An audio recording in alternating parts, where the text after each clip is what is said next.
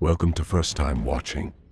Cold Storage is a star-packed outbreak horror comedy with really bad marketing. The story starts with a highly dangerous fungus that escapes from a secret laboratory. A former bioterrorism agent is called back into action alongside two young storage employees. They must stop an exploding zombie extinction event. In this video, of course, I'm going to explain the ending right after a movie recap. So please like, subscribe, and hype up the video while we dive into the recap of Cold Storage.